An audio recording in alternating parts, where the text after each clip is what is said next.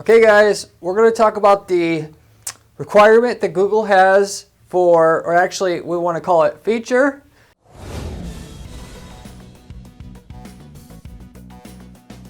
That Google has that you can take the program's actually called Customer Match, where you could take a list of your customers, this is why they call it Customer Match, of their email addresses and phone numbers, and from that you can decide to run better advertising on Google's display network. So basically outside of Google, on all the millions of websites that are basically out there that mostly have the Google AdSense on it, which allow you to advertise on those websites, so that you could get your ads in front of that person, whether that's a customer appreciation sale, whether that's you have a new product in stock. I talked about different things that we do here to promote things at our customer base to get more lifetime value out of a customer. It's a very good way of doing things. In order to do that, actually, so as it sits, Google will let you take a list of customers like that and market to people on Google search itself, so that there's a way to have your ad set up so that in which if this person's not been your customer, your ad will not be seen. Okay, but ultimately, if they aren't, if they are, then they will be able to see your ad. In that case, actually what most people do in that situation is customers will see one ad, non-customers will see another, but you actually can have it so where it won't be profitable marketing to a new person, but you don't want the person going to the competitor, and therefore you'll advertise to that person to make sure they maintain customer loyalty offer, have that in your ads so that you don't lose customer base. That's another version of this. So, and some people use Google Customer Match in the way that it wasn't intended for, which is to take somebody else's email list of customers and market something to them. That's very, very common in the offline and like direct marketing world, direct mail, email marketing even. But despite the reason why you're doing this, whether it's not me to put on judgment of how you're using it, in order to not market to your list on Google the way that I mentioned, the second way I mentioned you could do it, but to market to people on the display network, whether that's CNN.com, any news sites, any forums, any blogs, any other place where you want to get your ads in front of them on the Google display network, you have to spend $50,000 lifetime, not monthly or daily or anything like that, overall, in order to be eligible to run your email list or phone numbers and have ads pointed at those people or advertised to those people on the Google display network. So what this video is going to actually talk about, and you just had inspiration because I actually knew some different ideas for this, getting around this $50,000 requirement for Google's customer match for display network advertising, so that you don't have to have spent $50,000 overall in order to do this. If you spend over $50,000, there's no big deal. That's the main requirement that keeps you from doing it. But this is so profitable that some people are just like, I wish there was a way. So this is what this video is for you. How you're not going to have to, have spent the $50,000 and be able to do essentially the same thing that you want to do. I.e., what are the workarounds here for that? So, anyway, what is this new requirement, or should I say feature, of the display network advertising? Like I said, it's primarily for people that just want to sell more to their customer base already.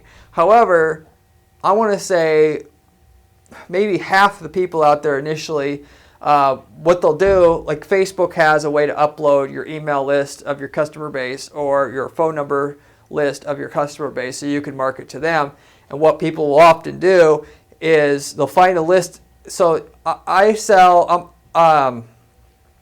let's say I sell limo services. I'm going to go get a list of email addresses from the hotel, in that area where I service. And I know in that case, okay, they booked at the hotel. If I market my limo service to them, have some good way to get their attention. Limo services 20% off, good for March, that kind of thing, to get so that they if they are going to they pick you, you're going to suck forward that demand. And it's just another way to have a hack to get customers that's not through Google search. Google search sometimes is too expensive, too competitive, margins are too slim for some people. So that would be a hack to use PPC to your advantage. PPC, by the way, is just all online advertising because most of it's pay per click. So this would be no different. But a way to not go through Google search specifically, search engine advertising specifically, in order to make money. And so that is what this is. And then, of course, so Google, in competition with Facebook, knew basically that if they didn't let people market towards their customers at least, that they were going to go to Facebook. And that is a big no-no for Google. So they started doing it. But they knew people like, let's just say people like me who understand the value of marketing towards somebody else's list. Running the list is what they used to call it in the offline, like direct mail world, long time ago. Still goes on to this day. What the value of that is. And so they tried to think of a way to allow people to still do it that had good intentions and were going to market to their customers, not somebody else's, or even somebody else that a mined email list, which is nobody customers, which is a third way people use this kind of system, if you will, to make money. So which was you had to spend $50,000, you had to be in good standing with Google. So it was a way to get the people who might abuse and break the rules, get their account banned, set up another account, do it again, set up another account, do it again, which makes sense, right? So this is why they came up with the feature. Before, you could just use your email list to market to people on Google search. Now you can do it on Google Display Network. You got to have the 50,000. So spend 50,000 in lifetime money in any one PPC account. Then you can run your campaigns on Google Display Network to any email or phone list. Now, there's another thing out there now that Google has, and Facebook also has it now, I believe. To double check on that, I do most of my advertising on Google anymore. I just can't remember at the moment the mobile IDs. So Google specifically. So basically, what that would be is Google has Firebase, and you can see, or you can do it through regular Google Analytics if you have things set up right and you know where to look. Basically, where you could see the mobile device ID of the user on the mobile device that's on your app, if you will. So you collect their mobile IDs, and then in that case, if you know somebody spent revenue inside your app, and you want to market that, to the people who spent money on your app, to perhaps just get them back to your app with an app campaign or whatever. You can take that list of mobile IDs and then put it through the customer match system, and you can market to just them as well, similar to how you can market to an email list or a phone number list. Okay, so just a lot of people aren't aware of that. It's a new feature. Now, what are the ways around this 50K spend requirement? Now we're going to get to the juicy meat of this particular video. So there's actually two basic ways, and these you may not appreciate. I'm going to give you a hack to say, well, okay, now you can spend 30,000. It's not that it's not that good of a solution, if you will, that a lot of you guys might want. But but these are both things that you're not going to risk once you have it set up, your stuff shut down. Everything I'm going to do in business and in marketing, I want to do so that when I set it up, it's going to work for years. And with PPC, that almost always is the case. You do better than your competition. If you can't beat them, you work harder to set it up so that users have a better experience. Once that works, it works. And so if I'm going to put time into it, I'm going to come up with something like that. And I'm not going to break rules. I'm not going to do that. Even though breaking the rules can bring quicker money, if you will. So anyways, that's the main thing with that. You're going to do a partnership or joint venture with another company, particularly a PPC firm. So technically, if let's say somebody came to our firm at guaranteeppc.com and they said, I want to partner with your business. You're literally become a partner. Okay, I sell, ski masks, and I want to be able to market to this customer list of ours on Google Display Network. Why? Because I'm doing it on Facebook now, and the cost per conversion is good. Generally speaking, if you have something that works on Facebook, it'll work on Google Display Network at about the same cost per conversion. You have to realize that if it's been working on Facebook for a while, you do Google Display Network, it's not going to work day one. Facebook doesn't work day one. You got to run it for months and months and months and sometimes years to get those really, really sweet returns because of the algorithm and then how the algorithm works and needing to gather data.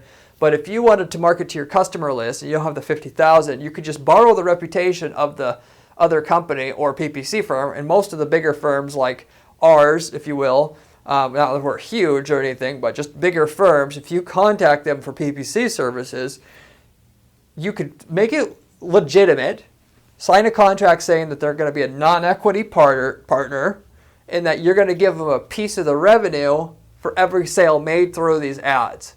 And it's very easy to track, to set up through Google Analytics to see what you're selling. So they then hook you up with an account that they already own, because most firms already have their own in-house account that they've spent $50,000 on. Even though they manage other people's accounts, mostly they always have an in-house account for marketing their own brand stuff. Or a lot of times some of our clients want to pay us and then we just run our own account and they don't want to manage their own account. So they'll have their own account that has $50,000 in lifetime spend. It's not that hard to spend $50,000. And you get a contract, you have something you can show to Google even if they did complain. Because ultimately, literally speaking, I contacted Google and they said as long as it's within the same division, if you will, it doesn't have to be the same business. You just have to be under the same corporate umbrella, basically. And if you can do that in some way, you can work around the system. Basically speaking, you could do that, save your chips. Once you've got 50,000 saved, I still would recommend setting up your own account. That way you're the full owner of the data. Because a lot of people don't realize it as well. It's not a matter of if PPC will work, it's just a matter of when. And most of what you're paying for initially when you buy ads, anywhere, but on Google as well, is you're paying to see what didn't work. So you can weed that out because there's a small piece in there that works amazingly well. And all you're trying to do is just seek out what that piece is. What the age demographic was of that got you the 8-to-1 or 10-to-1 return that you wanted, or so on and so forth. You hook up your tracking of your sales or your leads coming in initially, and then when you start up your ads day one, you're collecting that data. So then it's just a matter of time before you got enough data to know what the traffic you're paying for is worth and what part of it, and then you got the return you want. You may not be making all you want from it, but at least you got the ROI you wanted from what you started with initially. And then you can use the profit from that to test out new things, and that's how you build up a really big account, and you make eventually millions of dollars from these ads in your market. One step at a time, starting from a small budget, making that work, and then stepping it up. So if you're working, that's why it's always, I should make a video about this, how if you work with the PPC firm, a lot of times they'll recommend that you pay them and they'll pay Google through their own account. Well, you get years into it and you're ready to switch firms, guess what? They have your account. And you may be able to switch firms and start up a new account, but you're starting from scratch with the algorithm for one, which gets a handle, even though you have the same keywords and ads and you were literally able to copy it point by point, the algorithm would have to restart learning everything all over again. This keyword works best when, at this time of the day, when I show it to this type of person who searched for this, this, and this before. They got millions of data points out, and through machine learning, they figure out, based upon your keywords, who of the people searching it should be showing up for and who not. That's a lot more sophisticated than people think. So you have that, and then of course, like I said, you don't have the data, so you can't do any adjustments on your account unless you got the data, and sometimes it takes years to build up a decent set of data to know exactly how to run that account, so it just prints money, prints profit at that 10-to-1 return that you need for your company to have it be profitable at the end of the day, so on and so forth. So you want to be paying for that data. That's the bigger asset. So, but that'll get you up and going now, and then it's up to you to save. It's just like you could work a job and you could save your money and start a business, or you could just keep spending all your money. It's a similar analogy for you. Anyway, besides that, this other workaround isn't really like a direct workaround, but a lot of people don't realize that there's other remarketing ad networks that will take your list. I mentioned Facebook will take it already, But for the general display network, like what you would get on with Google, there's third parties that also work with different ad networks that can get you on the same sites essentially through. I won't get into how all the inner workings of how these ad networks work, but basically the same site you can get on with Google Display Network, you can get on with another remarketing provider like AdRoll, which just specializes in remarketing ads on different websites like Google Display Network works. So essentially, if you want to get on all these other sites, thousands and thousands of sites, and likely sites that your customers already frequent, you can do it with AdRoll. They also have their own policies, but they're way, way less strict, and you don't have to have, they won't scrutinize your list like Google will. Or at the very least ask for 50,000 lifetime spend starting out to be able to market a list to your customer base. And with them, they don't want you to market to a random list either. So they'll want you to market to a list that you have compliance and permission from, just like Google. But I know lots and lots of times people don't have, they have a compiled email list, meaning they got it from a third party and they used it in AdRoll and it works. So I just wanted to let you know that basically, sorry AdRoll if you're watching this, but basically they don't scrutinize. They don't have a way to scrutinize. They don't have the resources Google, and obviously Google can just, you must do this, and people are going to do it because they know they got, the bag, if you will. So basically, if you know Facebook works, that's the easy one. Then you want to expand your results. Go to AdRoll. Even though AdRoll per click, to get on those same sites roughly that you would get on with Google Display Network, it'll be more per click. The ROI will be less. If it's really, really profitable on Facebook already, it should still be profitable on AdRoll as well. So anyway, those are your two workarounds. As a kind of an additional bonus kind of piece of information I want to give you on this video about marketing to email lists and phone lists. Basically, the reason why, again, they did all this was because of people like me who understand, who are hardcore direct response marketers. They know how to take somebody else's customer list and turn that into cash. I will give you half the profit if you let me use your customer list, and I'll sell them this. And they won't even know, they don't even have to know that you gave me the list, even though you can do that. XYZ, back to our previous example, XYZ Hotel recommends our limo service. So if you're going to do limo, hire us. Or you could just take the list, and like I said, you could just have a spontaneous ad that shows up for our limo service to that person and have it work. Why? Because we know statistically that person's so likely to buy a limo as per the general population that the literally 1 penny that it costs to run that ad towards that person one time will be profitable. Because we're basically, with the display network advertising, you're getting in, if you can get your ad in front of people who are in market for the product already, and it's a high enough of a saturation of your audience there that you're marketing to, that 1 penny it costs to have the ad put in front of each person will work.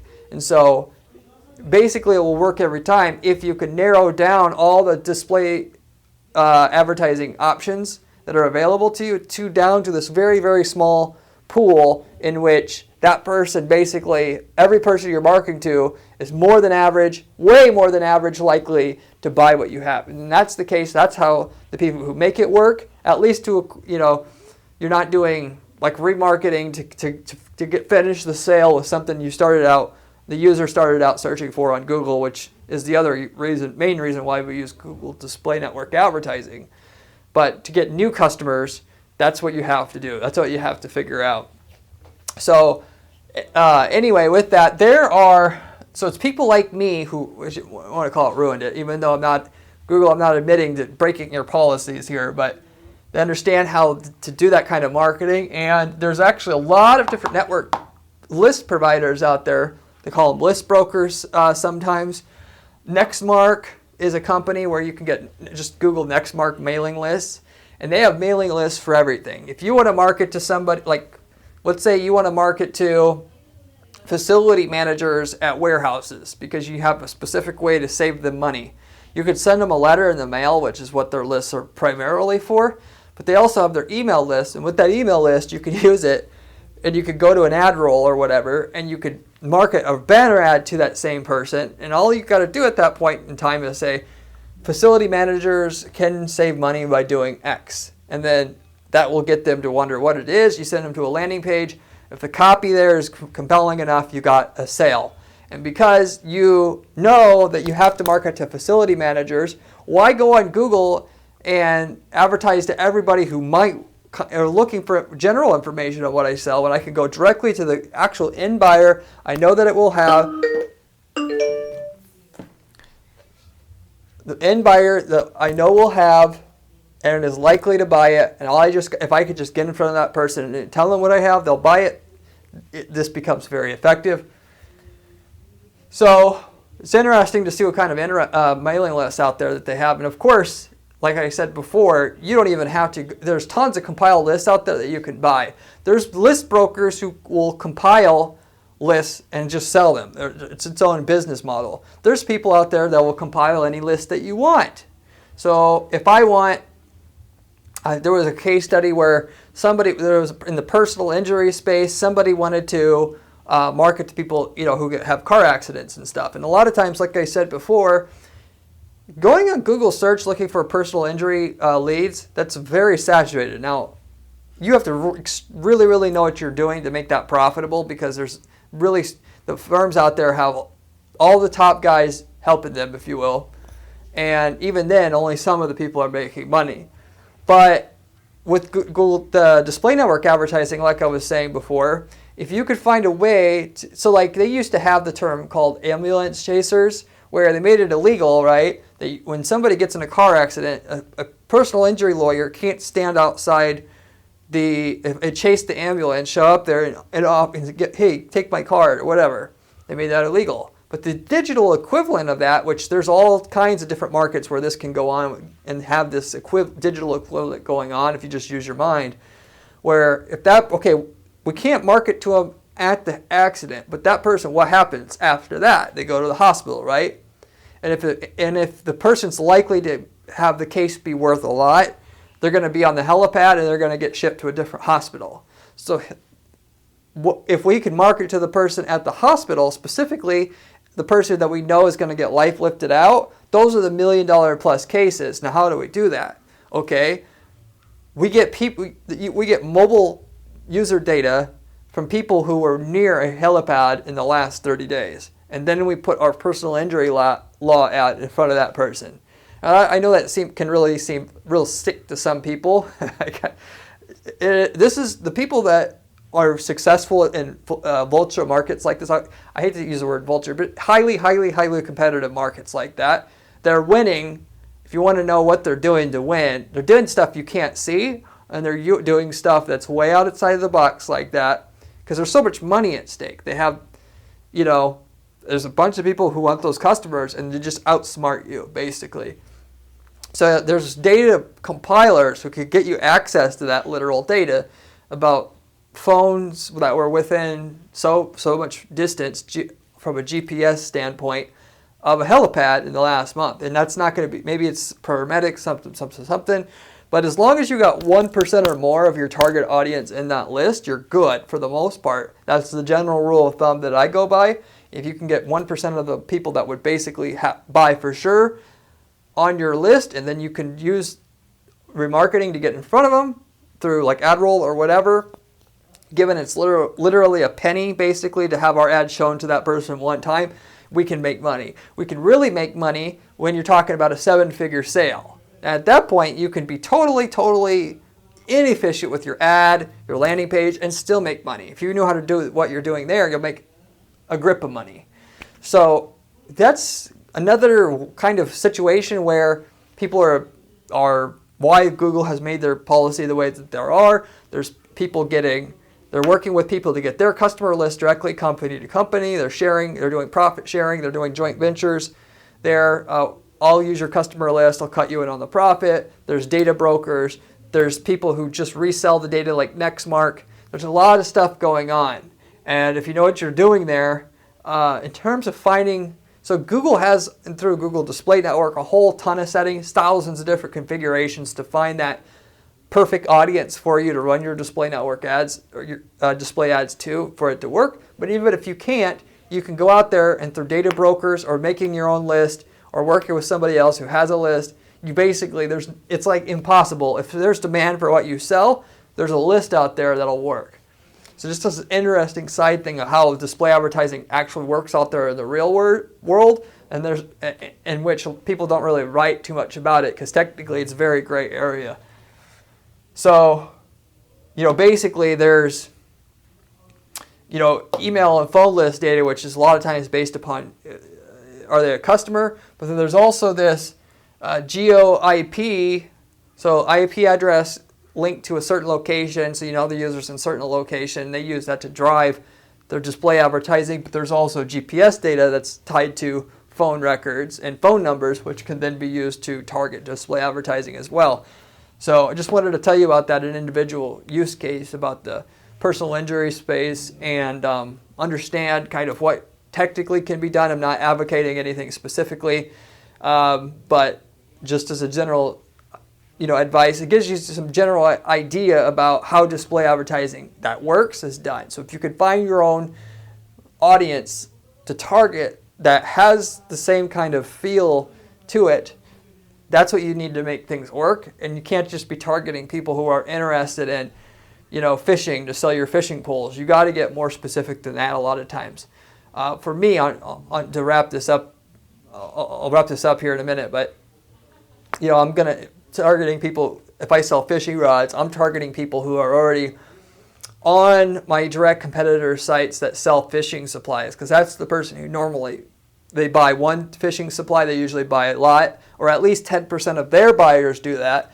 They're i.e. whale customers. And then so I'm just going to, instead of targeting people who are just interested in fishing, I want my competitors' best customers. And I'm going to market to my competitors people who've been to their site through setting up a custom audience that targets just people who've been on their site by putting in their URLs in there and saving that as a custom audience, and then I'm targeting them. So you get the general idea here, just a little 101 display advertising for you to go along with this information here today. So hopefully that helps you out if you're in the situation. I have a ton of other videos like this that goes over other money-making PPC strategies on this channel. If you haven't seen any of them, you should check them out. I have also a blog at guaranteedppc.com/blog that has step-by-step instructions on how I build campaigns like this that I discussed on this particular video. If you'd like to see how some of that stuff, you can go there. If you have any questions or comments about what I mentioned today, leave me a comment down below. I get back to every single person that leaves me a comment on this channel as well. So anyway, hope you enjoyed. Hope that was entertaining for you and open your mind to somehow some new things that you could do with display advertising for yourself and how to work around this issue as well as stated.